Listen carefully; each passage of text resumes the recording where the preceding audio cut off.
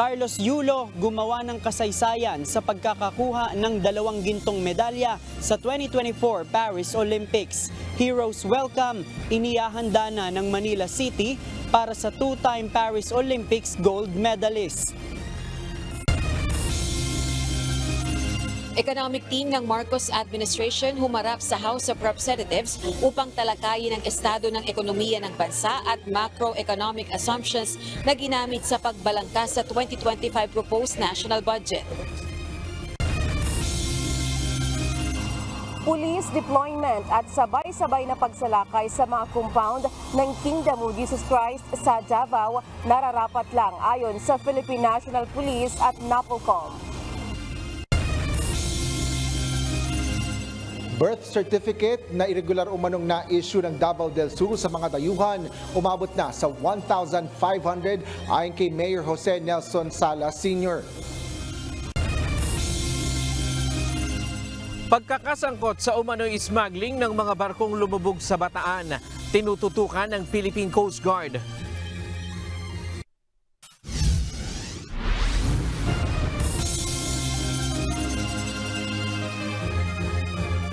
Magandang hapon Pilipinas at sa buong mundo. Una sa ating mga balita. Hindi lamang isa kung hindi 2 medalyang ginto na ang nakuha ng Pilipinas sa 2024 Paris Olympics. Labis ang nagbubunyi ang buong bansa lalo na ang lungsod ng Maynila sa pagkapanalo ng Filipino gymnast na si Carlos Yulo. Kaya naman isang Grand Heroes welcome ang inihahanda ng lokal na pamahalaan ng Maynila para sa kanya. Ito ang balita ni JP Nunez. Ang pamahalaan lungsod ng Maynila, kasama siyempre ang buong Maynila, ay naghahanda po ng isang homecoming heroes parade para po sa ating natatanging Manileño na si Carlos Edriel Yulo. Maghahanda ng isang heroes welcome ang lungsod ng Maynila para sa pagbabalik ng 2-time Olympic gold medalist na si Carlos Edriel Yulo. Ang 24 anyos na gymnast ay tubong Maynila, kaya proud na proud ang buong lungsod sa nakamit niyang tagumpay.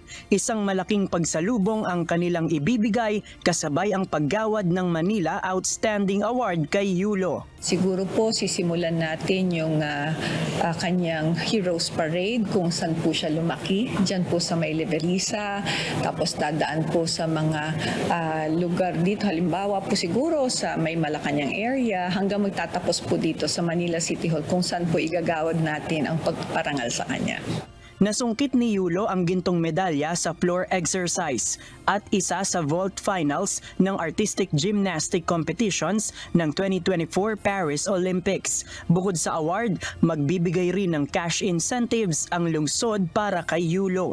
At dahil double gold medalist po siya, ay siguradong doble din po ang matatanggap niya sa ating lungsod. Kung hindi po ako nagkakamali, nasa 500,000 po yung naibigay ng lungsod ng Maynila sa kanya po. Isa pong karangalan ang ibinigay niya hindi lamang po sa lungsod ng Maynila kundi sa buong bansa na kung saan siya ang kauna-unahang Pilipino na mayroong Olympic double gold medalist. So isang prestiyosong at napakalaking karangalan po ito para sa amin. Alinsunod sa Republic Act 1964 o ang National Athletes, Coaches and Trainers Benefits and Incentives Act, tatanggap ng 10 million pesos ang atletang mag-uuwi ng gold medal at Olympic gold medal. Bukod dito ay may iba pang cash incentives, donations at rewards na makukuha si Yulo sa kanyang pag-uwi gaya ng isang condominium unit mula sa isang private developer at house and lot mula naman sa Philippine Olympic Committee. Sa ngayon ay nakikipag-ugnayan na ang LGU ng Maynila sa team ni Yulo para sa petsa ng kanyang homecoming ng Philippine Pride Gymnast. Samantala, bumuhos naman ang pagbati sa tagumpay na nakamit ni Yulo sa Paris Olympics. Una na sa mga bumati ang 2020 Tokyo Summer Olympics weightlifting gold medalist na si Heidelin Diaz. Sa isang social media post, nagpasalamat si Heidelin kay Yulo dahil sa maganda at mabuting ginagawa nito para sa bayan at sinabing proud siya sa nakamit ng kapwa-atleta na gintong medalya. Nagpaabot rin ng pagbati sa pagkakapanalo ni Yulo si People's Champ at former Senator Manny Pacquiao. Sa isang mensahe, pinasalamatan ng pambansang kamao si Yulo sa karangalan na ibinigay nito sa Pilipinas. Maging si Pangulong Ferdinand Marcos Jr. masayang-masaya rin sa tagumpay na ibinigay ni Yulo para sa bansa. Ayon sa Pangulo, walang sapat na salitang makapaglalarawan kung gaano ka-proud ang mga Pilipino sa pagkamit ni Yulo ng 2 gintong medalya para sa Pilipinas. Tunay anyang ipinagmamalaki at saludo ang mga Pilipino sa husay ni Yulo. JP Nunez, UNTV, News and Rescue. Diyos ang aming sandigan, serbisyo publiko ang aming pinahahalagahan. Isang panukalang batas ang isusulong ngayon sa Kamara upang gawing tax-free ang incentives at cash donations na matatanggap ng mga atletang Pilipino na magwawagi sa international sports competitions. Sakop ng panukala ang mga donasyong natatanggap ng mga atleta sa panahon pa lamang ng kanilang pagsasanay. Ito ang balita ni Rosalie Cos. It is not the performance. It is the preparation that should be rewarded. Pasado na sa House Committee on Ways and Means ang panukalang batas na nagsusulong gawing exempted sa ipinapataw na buwis ang cash incentives, rewards, bonuses, donasyon at iba pa para sa national athletes na nakikipagkompetensya sa international sports competitions. Ito ay matapos masungkit ng Filipino gymnast na si Carlos Yulo ang 2 gintong medalya para sa Pilipinas sa Paris 2024 Olympics. Ang kaparehong panukala ay naihain na noong 18th Congress at tinawag na Hedelin Diaz Act subalit hindi na ipasa sa Senado. Muli itong inihain sa 19th Congress at retroactive upang masakop si Yulo at iba pang mananalong atletang Pilipino sa Paris Olympics. Bukod dito, isusulong din gawing tax-free ang mga donasyong tinatanggap ng mga atleta sa kabuuan ng kanilang pagsanay sa pamamagitan ng Philippine Olympic Committee o Philippine Sports Commission. A 12-year-old Carlos Yulo once gave an interview where he said that his dream is to win a gold medal for the Philippines in the Olympics. It took him more than a decade to reach that goal in the grandest manner possible. What that teaches us is that the prize is never won on the day of the competition, but years before hard work, determination, sheer grit through many years of training. Samantala, ayon kay House Speaker Romualdez, magiging prioridad din sa 2025 proposed national budget ang larangan ng sports. Git nito, pinag-aaralan na ng Kamara ang budget allocation para sa sports programs ng bansa.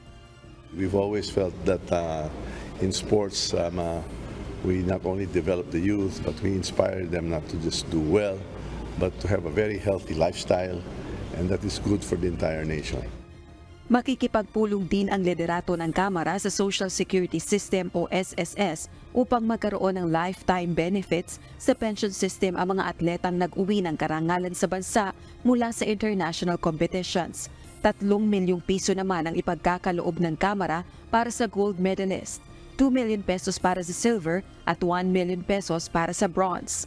Kaya 6 na milyong piso ang tinatayang matatanggap ni Yulo mula sa mga ambaga ng mga kongresista. Nag-ambak-ambak na mga congressman, nag-ano tayo. Bago magka-Olympics, in fact, ginawa natin po ay we actually did a very informal but voluntary contribution system. Kaya miski sa pag-alis ng mga ating mga atleta, may konting baon na. Pero we believe that the athletes, mga atleta, kailangan talaga ng ating suporta. Ang pabuya ng House of Representatives ay bukod pa sa itinatakda ng batas na 10 million pesos para sa isang Olympic gold medalist mula naman sa Philippine Sports Commission.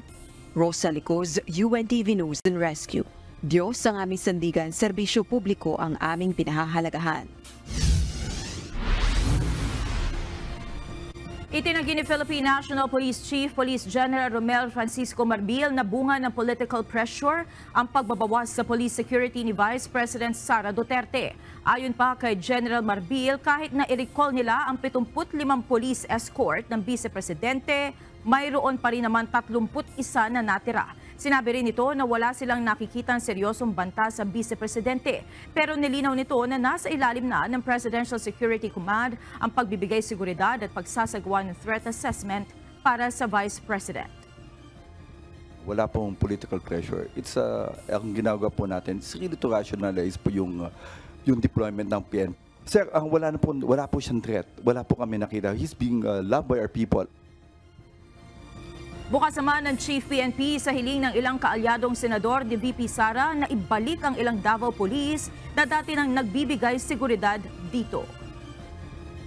This is inadequate na 31 po ang ibigay namin. But kung sinasabi niyo po, it will help, then let it be po. Hindi mo po kami nag-argumentative with regard po sa security. If it will help, if we can add, it really depends on the VP, of course.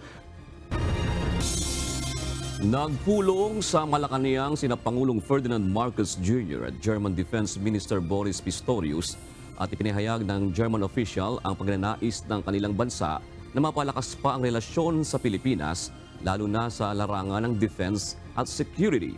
Ito ang balita ni Nel Maribuhok.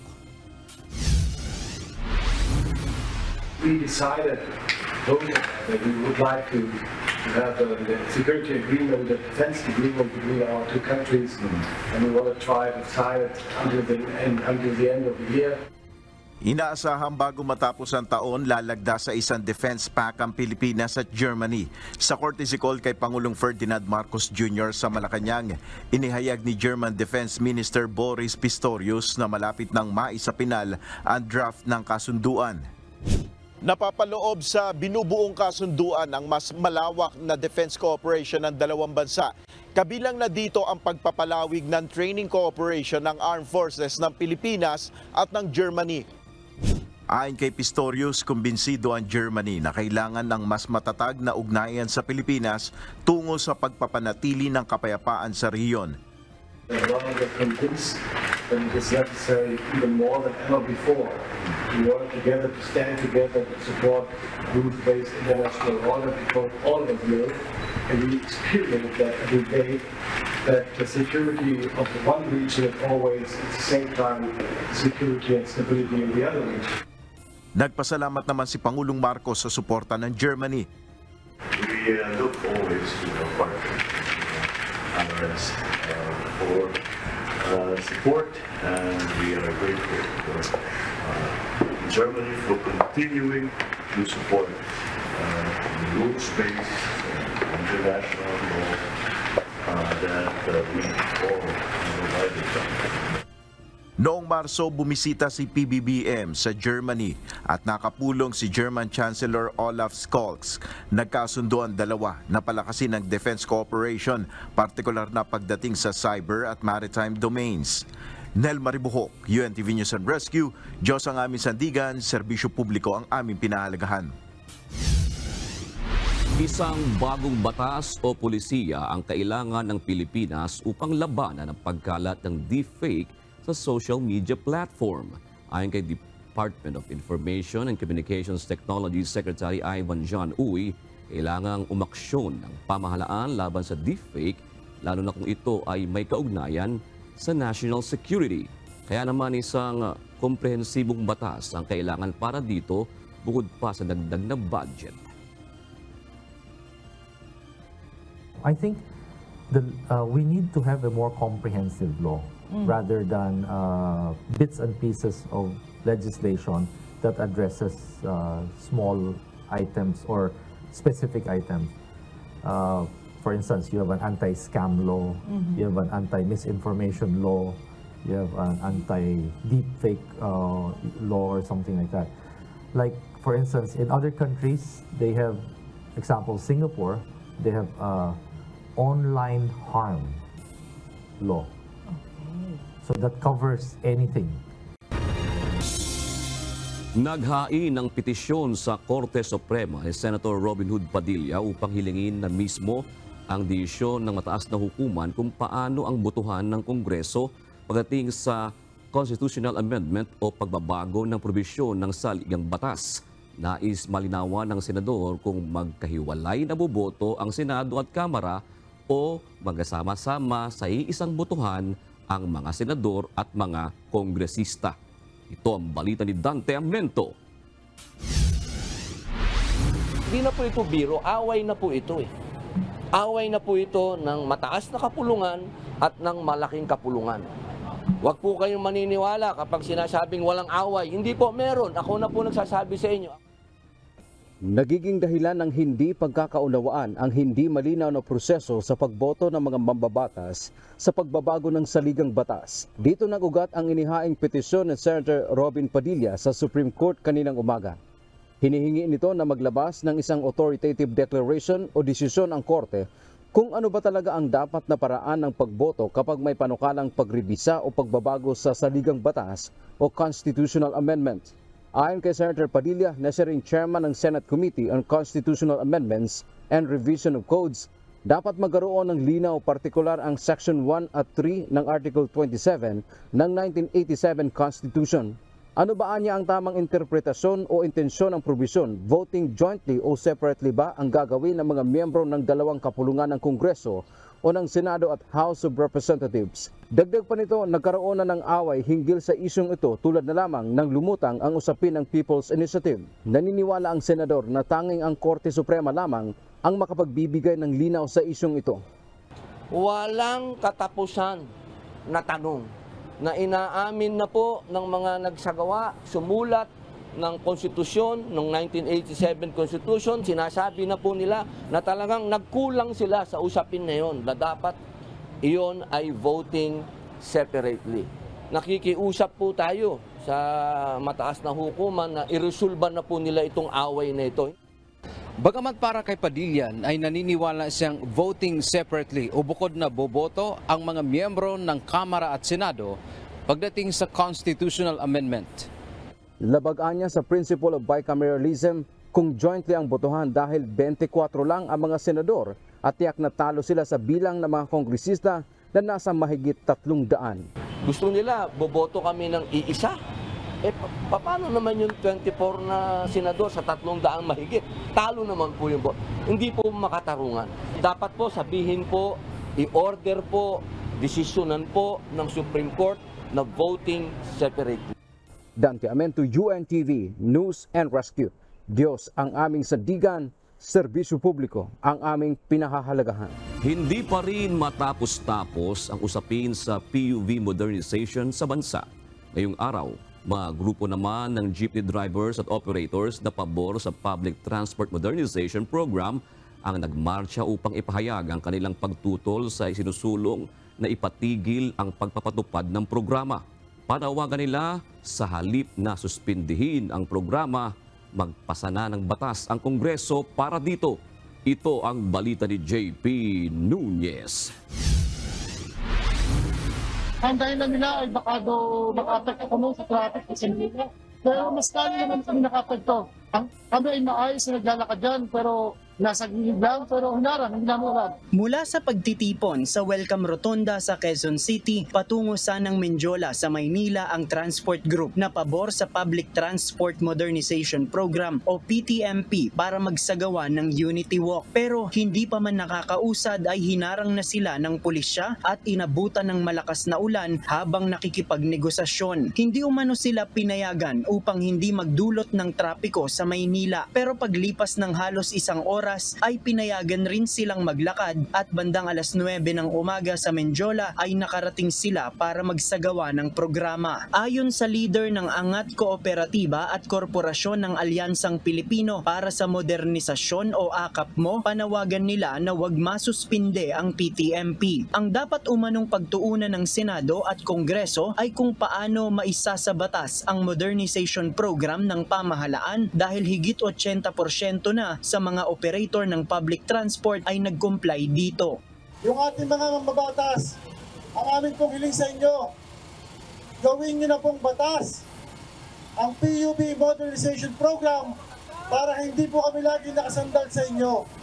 Kapag ito'y naging batas, hindi na kami kailangan pakialaman dahil kami magtatrabaho ng tama. Sa kalagitnaan ng kanilang programa, umakyat sa kanilang entablado si Land Transportation Franchising and Regulatory Board o LTFRB Chairman Chofilo Guadis III. Tuloy ang modernisasyon! Ang sabi po ng ating mahal na kalihim, tuloy-tuloy ang modernisasyon, walang resolusyon ang makakapigil sa atin, tuloy-tuloy ang programa ng gobyerno. Bago magtanghali kanina, natapos na ang programa ng mga grupo na pabor sa Public Transport Modernization Program. Para sa kanila, naging matagumpay ang Unity Walk dahil si LTFRB Chairman Chopilo Guadis III mismo ang nagsabi na tuloy ang modernization program ayon kay PBBM. Ang ipinararating po ng ating kalihim ng DOTR ay tuloy-tuloy po lahat ito at ang sabi ng Pangulo, ang kanyang suporta po ay nasa atin. Yung mensahe ng Pangulo ay malinaw na tuloy ang programa, tuloy ang modernisasyon. Kami naman, panghahawakan namin ang pangako ng Pangulo ng Department of Transportation ng LTFRB, back to work kami. Sa ngayon, ayon kay Chairman Guadis, meron ng panukala sa Senado para gawing batas ang modernization program. Orasaan niya na maging batas ito, lahat ng nasa hanay ng pampublikong transportasyon ay mauobliga na sumunod dito at magkakaroon na rin ng alokasyon ang programa mula sa taunang budget ng gobyerno. So may permanente ng budget ito, unlike ngayon, depende ho kami kung ano ang ibigay po ng Senado at ng Kongreso sa amin. At siyempre dahil batas na ito, magiging mandatory na po ito sa lahat at may sanction and force of law, hindi lang po ng isang department order. So kapag ito yung naging batas, wala na magiging ganitong problema sapagkat yun ang pinaka-ultimate solution sa problema ng transport sector. Samantala, ang transport group na Manibela nagsagawa naman ng libreng sakay sa mga commuter gamit ang kanilang mga tradisyonal na jeep. JP Nunez, UNTV, News and Rescue. Diyos ang aming sandigan, serbisyo publiko ang aming pinahahalagahan. Nag-resign na sa Partidong Demokratikong Pilipino o PDP si Senator Francis N. Tolentino. Nakasaad sa ipinadala niyang sulat kay Party President Senator Robin Hood Padilla na ang kanyang desisyon ay bunga ng maingat na konsiderasyon at pagkakaiba sa pananaw sa issue ng foreign policies, partikular na ang West Philippine Sea.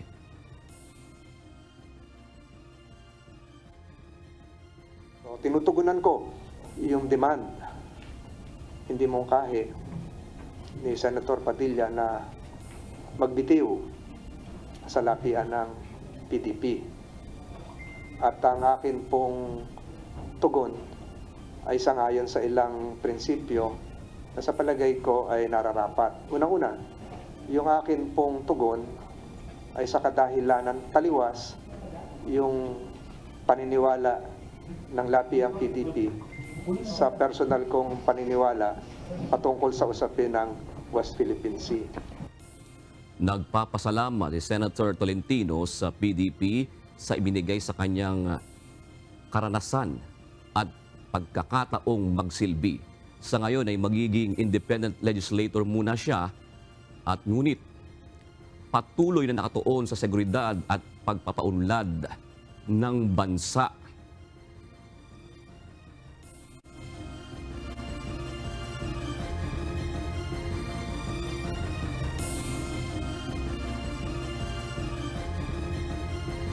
Narito ang mga balita mula sa iba't ibang panig ng mundo. Ihatid ng ating global correspondent na si Jake De Ocampo mula sa Chester, United Kingdom.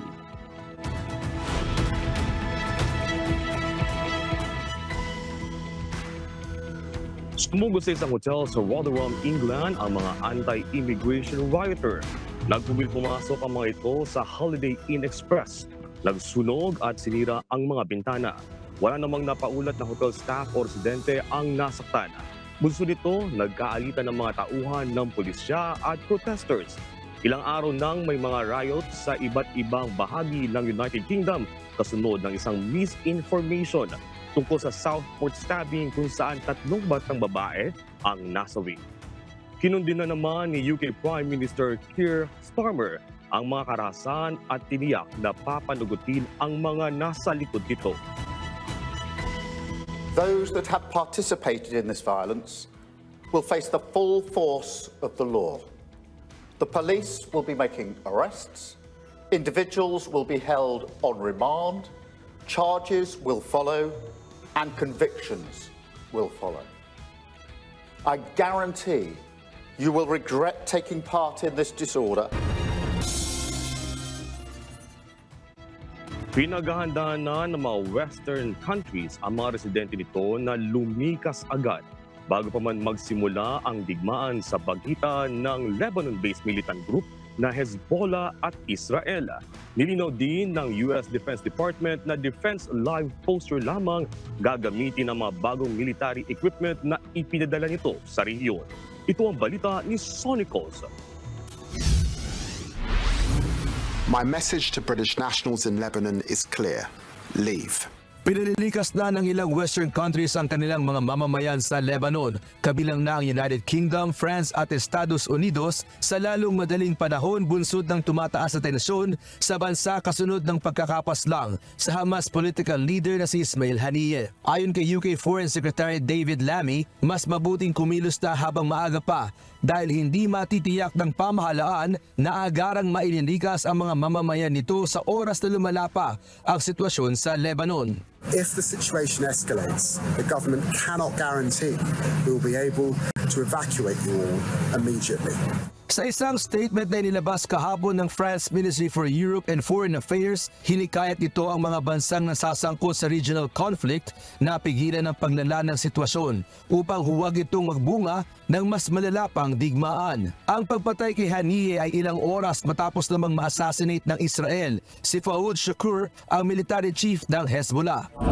Ang pagkamatay ng dalawang leader ng Iranian-backed military groups ay nagbunga ng mga pagbabanta mula sa Iran at mga kaalyado nitong grupo mula sa Yemen, Syria at Lebanon ng paghiganti laban sa Israel. Samantala, nilinaw naman ng Pentagon ang kanilang desisyon na magpadala ng dagdag puwersa sa rehiyon gaya ng warships at fighter jets ay para lamang sa pagdepensa sa kaalyado nitong Israel at mga base militar ng bansa sa Middle East. All of our capabilities that we have there in the region are defensive and to send a message of deterrence. The Secretary on his call committed to Minister Gallant that the United States will stand with Israel in their self-defense.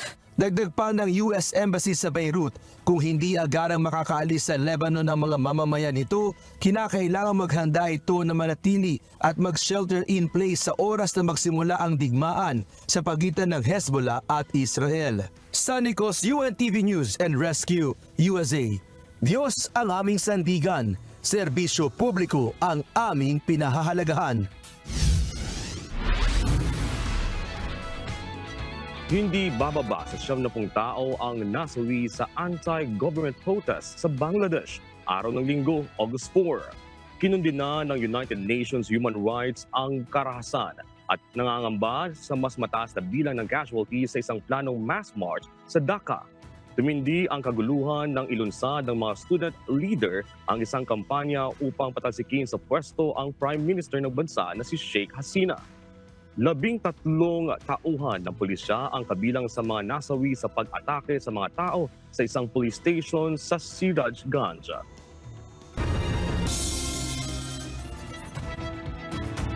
Ay nakatakdang interview si US Vice President Kamala Harris sa mga potensyal na magiging running mate nito sa US presidential election sa Nobyembre. Kabilang sa mga bibiyahe patungo sa Washington, D.C. upang makatulong si VP Harris sina Pennsylvania Governor Josh Shapiro, Senator Mark Kelly at Minnesota Governor Tim Walz. Batay sa ulat, 5 ang pinagpipiliang maging Democratic Vice President. Kinakailangan namang magkaroon ng desisyon kung sino ang magiging running mate ng Democratic Presidential nominee bago ang Democratic National Convention na nakakdang gawin sa Chicago sa August 19. At yan ang mga balita mula sa iba't ibang panig ng mundo mula dito sa Chester, United Kingdom. Ako si Jack Del Campo. Magandang gabi. Sinimulan na siyasatin ng Kamara ang panukalang pambansang pondo para sa susunod na taon na nagkakahalaga ng 6.352 trillion pesos. Humarap sa House of Representatives ang economic team ng Marcos administration upang talakayin ang estado ng ekonomiya ng bansa at macroeconomic assumptions na ginamit sa pagbalanse o pagbalangkas sa 2025 proposed national budget. Ito ang balita ni Rosalie Cos. In the coming weeks, we shall engage in scrutinizing, clarifying, and deliberating on the smallest details of the proposed 2025 national budget. Sa plenaryo ng Kamara isinagawa ang budget briefing ng economic team ng Marcos administration sa mga kongresista para sa 2025 proposed national budget.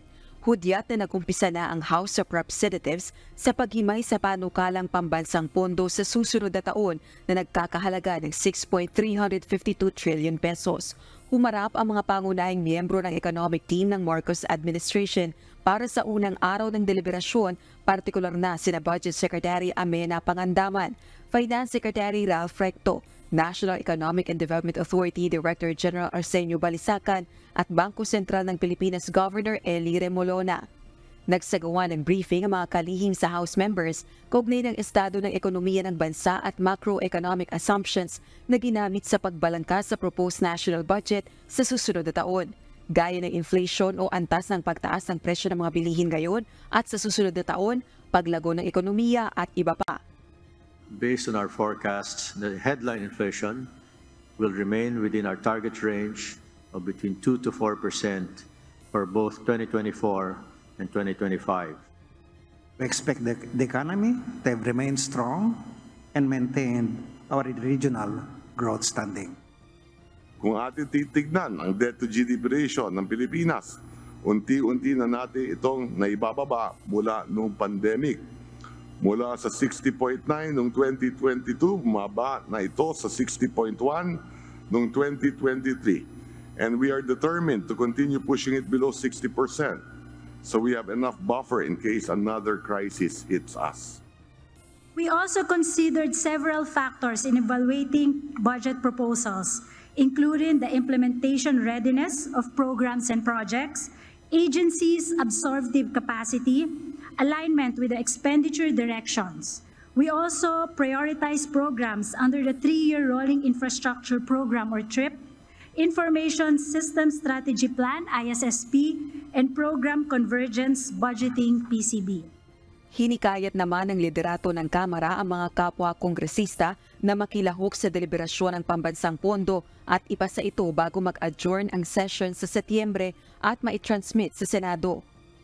Kaugnay naman ng unprogrammed appropriations na kwestiyon ng Makabayan Block, ipinauubaya na sa Korte Suprema ni Speaker Romualdez ang desisyon kaugnay nito. May mga petisyong inihain sa Supreme Court upang questionin ang constitutionality ng unprogrammed appropriations sa 2024 national budget. I understand any questions regarding the unprogrammed appropriations nakasalang nila sa Supreme Court, so I want to also respect the process, and I'd like to refrain any comments that would in any way suggest any influence on the outcome of the resolution. So abangan na lang natin yung resolution. I think the Supreme Court will be judicious enough to handle this issue. Tinawag ng opposition lawmakers na presidential super pork ang unprogrammed appropriations at pinatitigil ang paglalagay nito sa pambansang budget. Sa paliwanag ng DBM, tumutukoy ang unprogrammed appropriations sa maaaring magamit na pondo para sa mga prioridad na programa o proyekto. Magiging available lamang ito kung lagpas sa target ang revenue collection ng pamahalaan o may nakuhang karagdagang grants at foreign funds. Sa ilalim ng proposed budget para sa susunod na taon, 158.67 billion pesos ang nakalaan para sa unprogrammed appropriations, 78.31% na mas mababa sa unprogrammed appropriations ngayong taon. Rosalie Cos, UNTV News and Rescue. Diyos ang aming sandigan, serbisyo publiko ang aming pinahahalagahan. Ihilingin na ni Commission on Elections sa COMELEC Chairman George Erwin Garcia ang tulong ng United States Department of Justice o US DOJ upang imbestigahan ang posibleng kaso ng identity theft at bank fraud kaugnay sa umunoy offshore account niya batay sa inihayag ni Party List Representative Rodante Marcoleta. Nais kasi ng Paul Chief na maresolba ang mga alegasyon ng katiwalian na ipinupukol sa kanya. Ito ang balita ni Dante Amento. Tayo naman po ay hihingi rin ng tulong sa kanila upang ito'y maimbestigahan sapagkat konektado po ito konektado maaaring doon sa mga iniimbestigahan pa nilang mga ilang bagay. At sa atin po, identity theft at saka po bank fraud. Napakahigpit po ang Amerika sa bagay na yan. Makikipag-ugnayan si Commission on Elections o COMELEC Chairman George Erwin Garcia sa United States Department of Justice o USDOJ. Hihingi ng tulong si Garcia para maimbestigahan kung sino ang nasa likod ng posibleng bank fraud at identity theft o paggamit ng kanyang pangalan. Kasunod ito ng inihayag noong nakaraang linggo ni Sagip Party List Representative Rodante Marcoleta na may 2 umanong foreign bank accounts ni Garcia, isa sa Estados Unidos at Cayman Islands, na pinadalhan ng pera. Makikita sa dokumento na iprinisinta ni Marcoleta na ang nagpadala ng pera ay Jaleo Consulting LLC firm na nakabase sa Florida, USA. Jaleo Consulting, kasi gusto nating alamin sino talaga ang may-ari nung 2 accounts na binanggit. Maaaring 2 accounts na nag-i-exist o kabubukas pa lamang o matagal lang na andyan sa pangalan ng ibang tao, pagkatapos biglang dinepositohan ng $100 kuno at pagkatapos nireflect ang pangalan ko na may nakalagay pang after na Makati City, KY, Kentucky, USA. Pagkatapos pinalabas na akin yon. Sa ngayon, direktang pakikipag-usap muna ang kanilang gagawin, ngunit kalaunan ay susulat din sila sa Department of Foreign Affairs ng Pilipinas hinggil sa bagay na ito. Kamakailan ang DOJ ng Amerika ay nakipag-ugnayan din sa COMELEC, kaugnay naman sa investigasyon nila kay dating Chairman Andres Bautista na kinasuhan sa Amerika dahil sa pagtanggap umano ng suhol mula sa technology provider noong 2016 elections. Bukod sa US DOJ, ngayong araw din ay susulat anya ang COMELEC sa National Bureau of Investigation para isumite ang mga ebidensya na naglalaman ng pamimeke sa kanyang personal na impormasyon. Hindi naman po ako nakatira sa Amerika at hindi po ako national doon, hindi pa nga po nakakatapak. So paano ako magkakaroon ng social security number na nire-reflect pa doon sa mga isa sa napresenta ng mga dokumento? Hindi po ba napaka-private and confidential ng social security number? Imposible i-reflect yun. Binigyang diin ng opisyal, gusto nilang ayusin ang lahat lalo na at malapit na ang halalan. Binigyang diin ni Garcia sa kabila ng demolition job o isyong ibinabato sa kanya at sa COMELEC, hindi sila nagpapaapekto at mataas pa rin ang kanilang moral at lalo na may gaganaping super elections sa 2025. Dante Amento, UNTV, News and Rescue. Diyos ang aming sandigan, serbisyo publiko ang aming pinahahalagahan. Mahigit 1,500 birth certificates ang irregular na issue sa mga foreign national ng local civil registrar ng Davao del Sur. Ito ang kinumpirma ni Davao del Sur Mayor Jose Nelson Salas Sr. sa gitna ng pagdinig sa Senado kaugnay sa mga palsipikadong dokumentong ginagamit ng mga banyaga upang magpakilala na isang Pilipino. Ayon sa alkalde, ang mga pangalan ng mga birth certificate na ito ay may kahalintulad sa mga pangalan ng mga Chinese national. Ito ang balita ni Asher Cadapan Jr. Kasi ate ako sundalo, alam ko yung walang apelido na insect na sa Mindanao na gano'n na apelido, size, layo, hindi mo maintindihan yung apelido. May shoe. Ilang birth certificate na may pangalang Chinese ang natuklasang nakarehistro sa local civil register ng Davao del Sur. Ito ang inihayag ni Davao del Sur Mayor Jose Nelson Salas Sr. sa ikalawang pagdinig ng Senado kaugnay sa mga umano'y palsipikadong dokumento na kinukuha ng mga foreign national sa pamahalaan upang magpakilalang isang Filipino citizen. Ayon kay Senator Sherwin Gatchalian, naabuso ng ilang banyaga, partikular na ng ilang Chinese nationals, ang pagkuha ng birth certificate. Gayaan niya ito sa kaso ni suspended Mayor Alice Go na nakatakbo at naihalal pa bilang alkalde ng Bamban, Tarlac. Ngayon kasi sa ganitong panahon, ang birth certificate ang pinaka-basic document para sa lahat para kumuha ka ng passport, para kumuha ka ng national ID, para tumakbo ka sa public office, birth certificate rin ang kailangan. Ayon kay Mayor Sala, karamihan sa mga palsipikadong birth certificate na natuklasan nila ay ilang taon nang na-issue bago pa siya maupo bilang alkalde ng Davao del Sur. Investigahan ko hanggang from 2020 to 2016. Okay. Ayun, nakita ko dyan is 1,501 yung spurious record na codes. Sa mahigit 1,500 palsipikadong Certificate of Live Birth o COLB, 54 sa mga ito ang nakumpirma ng LGU na walang magulang na Pilipino kundi mga Chinese, habang ang iba naman ay kulang ang mga dokumento. Dagdag pa ng alkalde, nalaman nila na halos magkakahalintulad ang impormasyon sa mga dokumento. Kung titingnan mo, ang hilot, kahit saan na barangay doon ipinanganak, isang pangalan ng hilot. Isang pangalan. Tingnan ko yung penmanship, yung nagpirma lahat sa papers, isang tao lang. Isang tao lang. Tingnan ko rin pinuntahan ko rin sa research office kung mayroon bang resibo. So, nagbigay pa sila na ma-issuehan ng resibo. Kung mayroon bang mga resibo, yung mga corps na yan, is wala din. Hinala ng alkalde, posibleng konektado ang kanilang tauhan sa Regional Office ng Philippine Statistics Office o PSA at maaring ginagamit ang naturang mekanismo upang kumita. Ang duda ko dyan, Senator, ay yung head namin sa PSA, may magkamag-anak na nag-work din sa PSA sa region. Tapos mayroon ng isa niya, ang anak niya mismo, sa isang law firm. Kasi may mga record doon na doon sila pinag-subscribe yung ano. Tapos mayroon na silang group, na may travel agency. Sinuspindi na rin ni Mayor Sala ang naturang head ng Local Civil Register o PSA ng Davao del Sur at plano itong sampahan ng kaso. Habang patuloy pa rin na nagsasagawa ng kaukulang investigasyon ng alkalde kaugnay sa naturang anomalya. Asher Cadapan Jr., UNTV News and Rescue.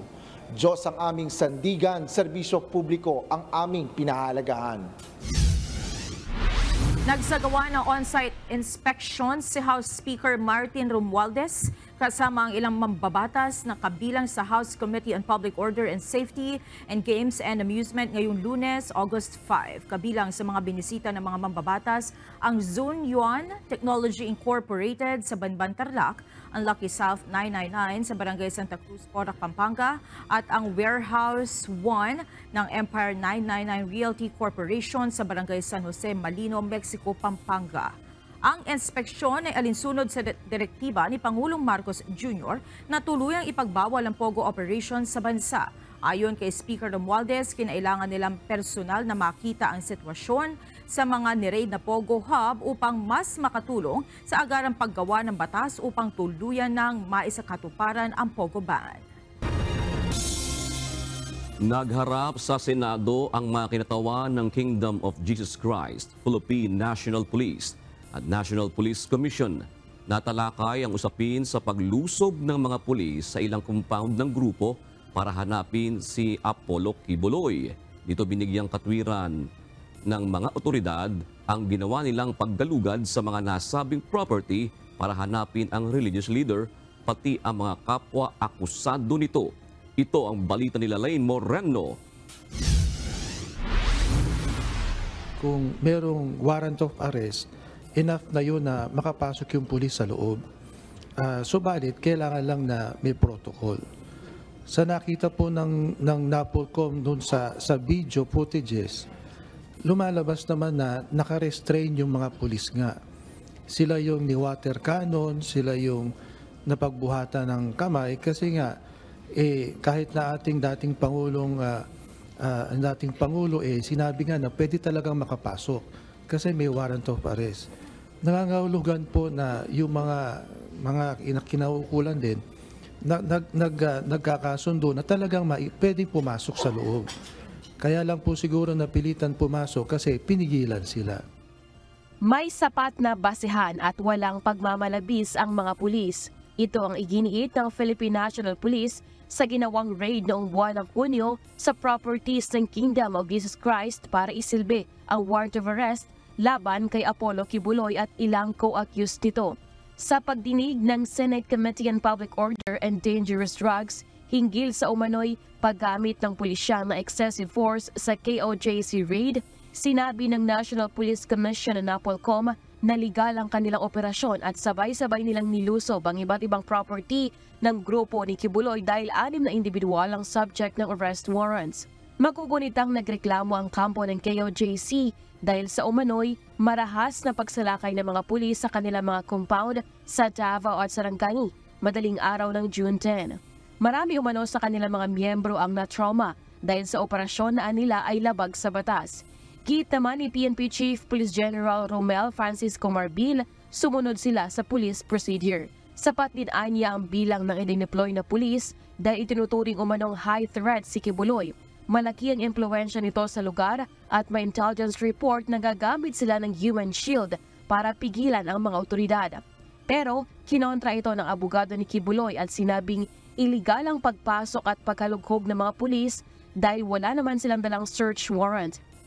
June 10, 2024 is considered as a day of infamy not only for the church members of the Kingdom of Jesus Christ, but for many innocent civilians who were brutalized, traumatized, and lost their loved ones to the callous personnel of PNP, SAF, CIDG, coming from 4 different regional operational groups, who without proper justification, legal basis, nor adherence to due process, forcibly broke into their sacred places and homes, purportedly to serve warrants of arrest to Pastor ACQ Apollo C. Kibuloy and his co-accused. Pakiusap ng KOJC sa Senado, tiyakin ang istriktong pagsunod sa patakaran ng PNP ng pagsisilbi ng warrant para huwag malabag ang karapatan ng subject ng operasyon. Kung kinakailangan nila mag-serve, please naman, follow the procedure of the law, the PNP operational guidelines na nakasaad po sa kanila mismong mga memorandum circular. Natalakay rin sa pagdinig ang presensya ng Regional Mobile Force na umano'y nagkakampo malapit sa KOJC compound. E narereklamo ng kampo ni Kibuloy ang deployment ng heavily armed men na nagdudulot umano ng takot sa kanilang mga miyembro. Pero ayon sa Davao Police, kailangan ito para mahanap ang wanted na si Kibuloy at mga co-accused sa kaso. There is a wanted person in the premises of the compound. Nakita natin noong June 10, in-attempt nating iserve ang warrant at hindi nga sir napasok talaga sir dahil talagang napakalaki ng resistance. And we're just very conscientious na bawasan lang ang possibility na makatakas sir. Samantala, nabanggit rin sa pagdinig ang 10 million pesos na reward para kay Kibuloy at tig 1 milyong piso sa 4 na kasamahan nito. Ayon sa KOJC, tinapatan nila ito at nag-alok ng 20 million pesos para sa sinumang makapagbibigay ng detalye sa umano'y taong isinugo para hanapin at patayin ang kanilang lider. Sa August 20, muling itutuloy ang hearing ng komite at kasama sa mga pinadadalaw ang police ground commanders na namuno sa raid operation sa KOJC compounds. Lelay Morano, UNTV News and Rescue. Diyos ang aming sandigan, serbisyo publiko ang aming pinahalagahan. Lumutang ang usapin na posibleng may kinalaman sa oil smuggling ang lumubog na MTKR Terra Nova. Kaya ang Philippine Coast Guard tututukan kung may katotohanan ang impormasyong ito lalo at napakaraming kargang langis nito. Tiniyak naman ng PCG na magiging maingat sila sa gagawing salvaging operations para hindi na lumikapan ng mas malaking problema. Ito ang balita ni Ryan Lacanlale.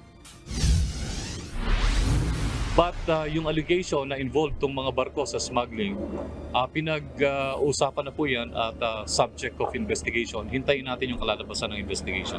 Nakatutok ang Philippine Coast Guard sa investigasyon sa umano'y iligal na aktibidad ng mga barkong MV Merola 1 at MTKR Jason Bradley na sumadsad at lumubog sa Bataan sa kasagsagan ng Bagyong Karina. Kaugnay nito ng aligasyong sangkot umano ang mga ito sa tinatawag na paihi o pag-smuggle ng langis para makaiwas sa pagbabayad ng buwis. Pero paglilinaw ng PCG, hindi basta-basta ang pagdetain sa barko kung wala namang isinampang kaso laban sa kanila.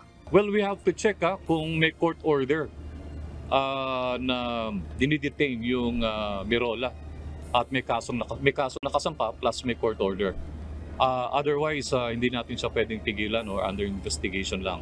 Samantala, iniulat naman ng PCG na patuloy pa rin ang salvaging operation sa MTKR Terra Nova. Ngayong linggo nakatakdang gawin ang metal capping na ilalagay sa valve ng mga tangke ng barko. Kailangang matiyak ang stability at integridad ng barko bago gawin ang siphoning ng kargang langis dahil bubutasan ito sa pamamagitan ng boring machine. Saka ipapasok ang hose para higupin ang laman nito. Katulad nyo, kami rin ay nangangamba na hanggat nandun pa yung mga barko ay hindi pa mawala yung problema natin.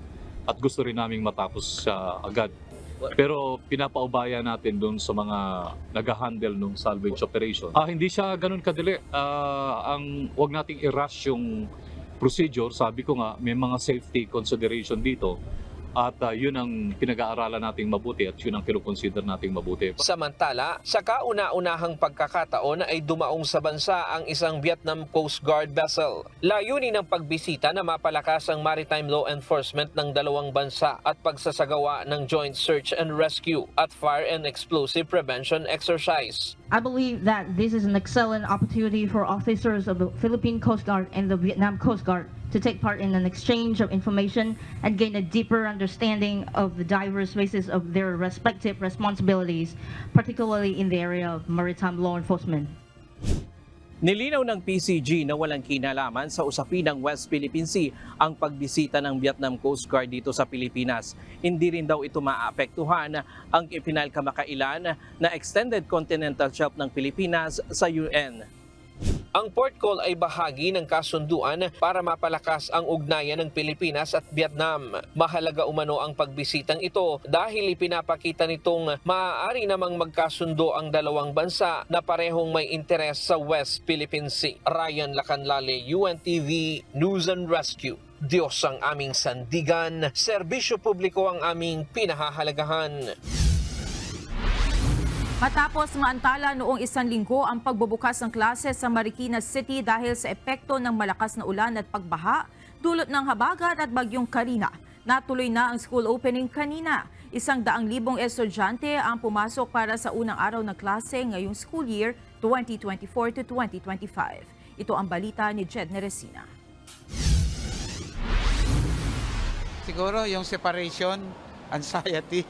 Di ba, usually kapag yung bata ay nasanay sa magulang, and then ngayon, iniiwan nila sa school para mag-aral. So makikita mo, merong masaya, di ba? Pero meron ding umiiyak. Balik eskwela na ang mga mag-aaral sa Marikina City ngayong araw August 5 para sa school year 2024-2025. At sa unang araw ng pasukan, hindi mawawala ang mga batang tila ayaw pang pumasok sa paaralan. Yung mga maliliit, unang pasok nila, karamihan sa mga batang maliliit ay may tantrums, no? Dahil hindi sila sanay na iiwan ng mga magulang. Gaya na lang ni Mary Gobrin na may anak na kindergarten student. Aniya nahirapan siya kaninang umaga na madala ang anak sa paaralan. First time kasi niya sa school, so talagang mahirap. Pag uwi ko naka-ready na lahat, gano'n. Siya na lang talaga yung iyak na iyak. Siguro almost 3 hours kaming sa kanya para lang pumasok. Ngunit matapos ang mahabang paliwanagan at kumbinsihan, ay napapasok niya na rin ito sa klase. Samantala naging madali naman para kay Venus Roluna ang pagdadala ng kanyang anak sa klase. Dahil aniya bago pa lang ang pasukan, ay kinausap na niya ang anak upang di mabigla rin sa paaralan. Hindi naman po ako nahirapan kasi bago po siya pumasok. Actually parang 2 months bago po yung pasukan. Sinabihan ko na po siya na mag-aaral ka na ganyan. Tapos dapat ganito yung gagawin mo, hindi ka dapat iiyak. Kaugnay nito, siniguro naman ng mga guro na sila ay nakaalalay sa mga magulang at alam na nila ang gagawin sa mga ganitong sitwasyon. Usually ang ginagawa ng mga guro, binibigyan ng mga gift, no? Minumutubit ng mabuti. 'Yon, tinatanong ko ano ang gusto.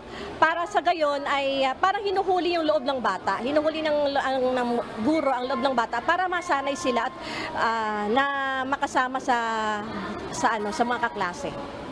Katulong din ng lokal na pamahalaan ng Marikina ay inatasan ni City Mayor Marcelino Chodoro ang social workers sa lungsod para tugunan ang ilang problema sa mga paaralan. Kaya nga yung mga social worker natin, pinapupunta ko sa mga eskwelahan, baka merong mga intervention na pwedeng gawin, yung debriefing, yung psychological assessment, sa preparedness ng mga bata, yung mental health nila, yun ang nakikita kong kailangan talaga nating tugunan ngayon Binigyang diin din ni Mayor Teodoro na balik eskwela na ngayong araw ang mga paaralan sa lungsod ng Marikina. Bukas na lahat, wala nang nakasara.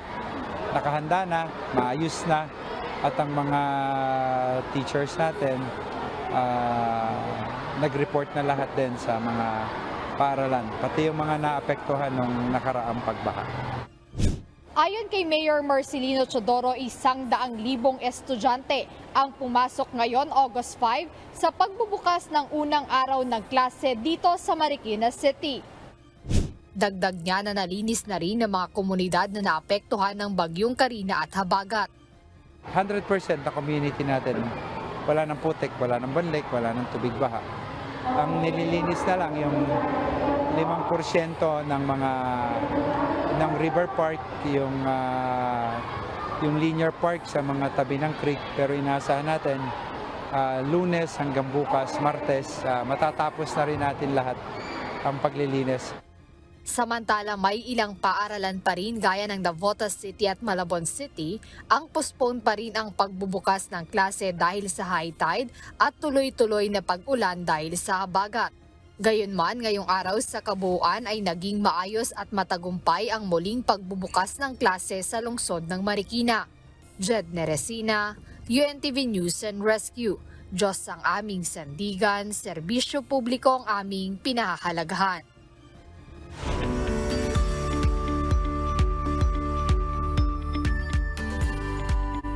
Hanggang saan ba ang kayang isakripisyo ng isang guro para sa ikatututo ng kanyang mga mag-aaral? Sa isang liblib na lugar sa Masbate, buwis buhay kung ilarawan ang kanilang sitwasyon sa pagtuturo sa isang integrated school doon. Ito ang balita ni Jerry Galicia. Ito yung may tuturing nating na kalbaryo at sakripisyo ng mga guro nagtuturo dito sa Pulot Integrated School, kung saan lagi silang tumatawid dito sa ilog na ito. Kailangan makapagturo sila doon sa kanilang mga estudyante, pero ito yung kanilang nararanasan. Minsan hanggang dibdib na tubig baha ang kanilang tinatawid para makarating doon sa kanilang eskwelahan. Mahigit 10 kilometro ang kalsadang babagtasin papakyat mula sa main road patungo sa Barangay Pulot, na isa sa 29 na barangay sa bayan ng Mobo, Masbate. Bago kami umakyat sa nasabing lugar, wala kaming nararanasan na buhos ng ulan, pero nang nasa bahagi na kami na mataas at matarik na daanan, dito nagsimula na bumuhos ang ulan. Inabutan namin na malaki na pala ang tubig baha sa ilog na umaabot sa hanggang baywang, ang pinakamalalim. Kaya nagpasama kami sa isang residente doon para maging guide namin patungo sa Pulot Integrated School.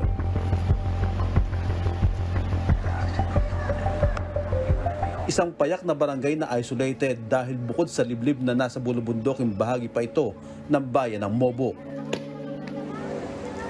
Ayon sa pamunuan ng Pulot Integrated School, buwis buhay kung ilarawan nila ang kanilang sitwasyon sa kanilang pagtuturo sa kanilang eskwelahan. Ang assistant school head na si Ricarte Puerto nakaranas ng tumawid sa hanggang dibdib na tubig baha itong unang araw lamang ng pasukan. Kwento niya, malaki ang nawawalang pagkakataon at oras sa kanila at maging sa mga mag-aaral dahil kailangan nilang pauwin agad ang mga mag-aaral upang huwag abutin ng pagtaas pa ng tubig sa ilog. Noong Monday, sa halip na alas 4 kami umuwi kami ng alas 2:30. Kasi kailangan namin umuwi ng alas 2:30, iniisip kasi namin yung mga bata na mas lalong matatrap ng tubig. Na palaki kasi yung tubig. Actually, ang tubig noon hanggang dibdib namin na malakas yung current. So, yun yung mga bagay na lagi naming iniisip na nawawala sa amin. And then, pagka ang ulan naman, magdamag na umulan at tumila ng umaga, ang attendance namin talagang dyan lang sa may pangpang. hindi kami maka-approach dito ng maaga kasi malaki pa yung tubig. Hintay kami doon na bumaba na kayanin namin na makatawid. Ang principal ng eskwelahan nakaranas na din matalisod sa bato sa ilog habang tumatawid sa lagpas tuhod na tubig baha. Kasi nung pauwi na kami, habang nasa gitna kami ng ilog, natalisod po ako ng bato. May dadala akong mga school reports at laptop. Tapos natalisod ako ng bato at natumba ko sa ilog. Mabuti na lang at nakatayo din kaagad at yung bag ko is waterproof, hindi na yung laptop ko. Nakabalot sir, yung bago namin, yung mga gamit namin, mga damit o mga papel, mga reports, binabalot na muna namin ng plastic bago ilagay sa bag. Pagkabigla at takot naman ang naramdaman ng isang volunteer teacher nang sumakay sa habal-habal at tumawid sa ilog na ngayon lamang naranasan sa pagpunta pa lang sa naturang eskwelahan.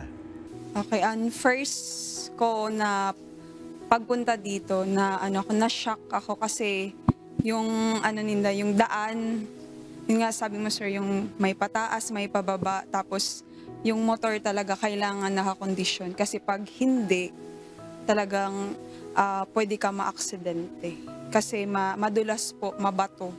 May part na may semento pero talagang mahirap po kasi yung part po na is hindi po talaga semento, mahirap.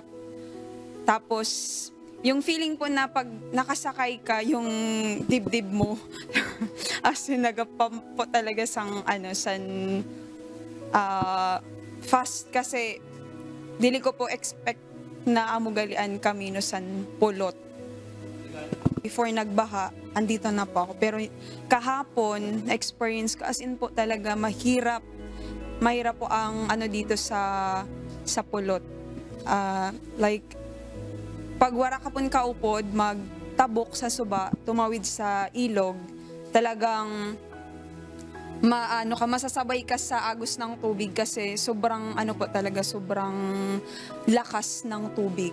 Nakita ko talaga yung mga estudyante, talagang sobrang yung eagerness nila na pumunta sa school kahit na umuulan, talagang gusto nila talaga na mag-class. Pero hindi lamang mga guro ang nagsasakripisyo dito.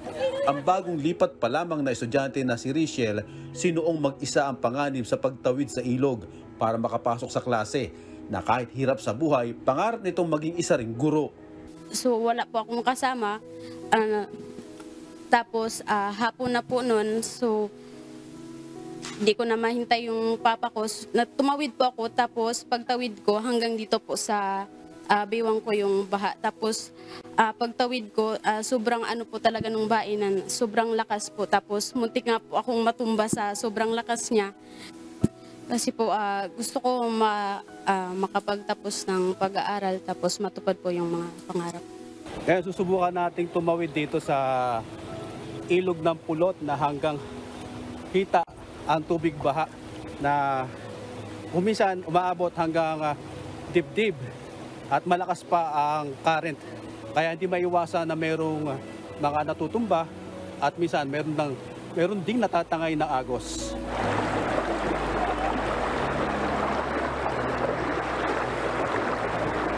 Sabay-sabay ang mga guro at kapit-kapit para makatawid ng maayos at ligtas. Madulas, matutulis at malalaking bato yung naaapakan doon sa ilalim ng tubig. Kaya kung ikaw ay nagmamadali sa paglakad, posible kang matumba at matangay ng malakas na current dito sa ilog ng pulot. Ito lamang July 18 halos maabot at maapawan na ang mga bahay na nasa tabi ng ilog dahil sa pagbaha. Kwento ng kagawad ng barangay na si Generoso Bolon Jr., kapag masama ang panahon at may paparating na bagyo, pinabababa na nila agad ang mga may sakit, lalo mga buntis, bago pa man maging isolated ng ilang araw ang kanilang barangay. Sanay na po kami, pero po, lalo na po yung mga iba, lalo yung mga teachers, meron po yung na-anod, pero wala naman pong nasasaktan. Meron po natutumba. Marami pong mga aksidente po na nangyayari. Ayon naman sa Mobo Municipal Planning and Development Office, matagal nang nasa plano ang pagtatayo ng tulay sa Barangay Pulot. Ngunit hindi natuloy dahil sa pandemya at kawalan ng budget.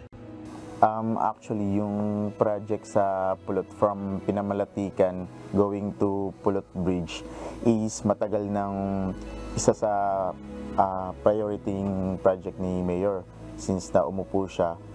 Sinabit na namin siya sa Department of Agriculture under the PRDP project. So approved na siya. Nagkataon lang na nagkaroon ng pandemic, yung mga documentation, lahat ng mga requirements, nahirapan kami makomply kasi isa tong napakalaking project worth 250 million na road concreting with bridge going to Barangay Pulot hanggang papuntang Santa Maria. Umaasa ang mga guro, estudyante, maging ang mga residente ng Barangay Pulot na sana ay dumating ang pagkakataon na malagyan ng tulay ang kanilang lugar upang matapos na ang nararanasang kalbaryo at pangamba sa pagtawid sa ilog.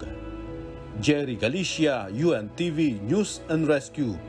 Diyos ang aming sandigan, serbisyo publiko, ang aming pinahahalagahan.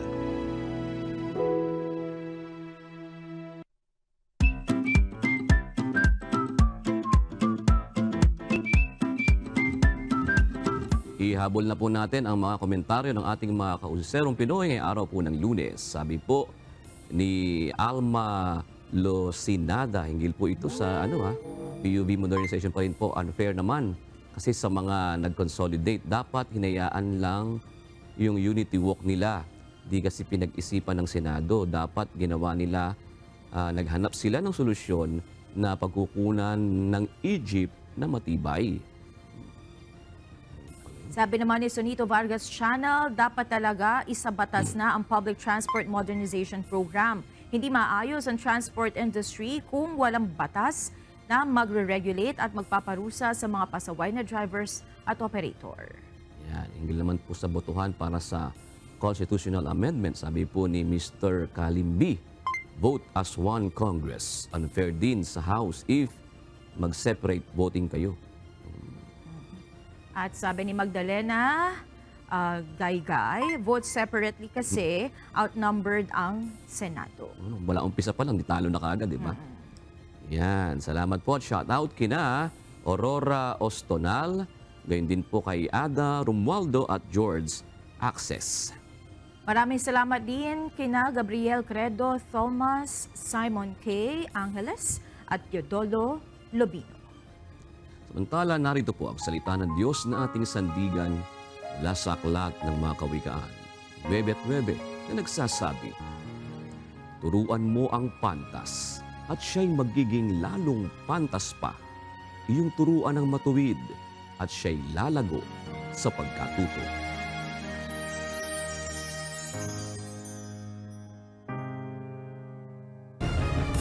At yan ang kabuuan ng ating balitaan ngayong gabi. Aming inilahad ng buong katapatan kung paano namin nasaksihan.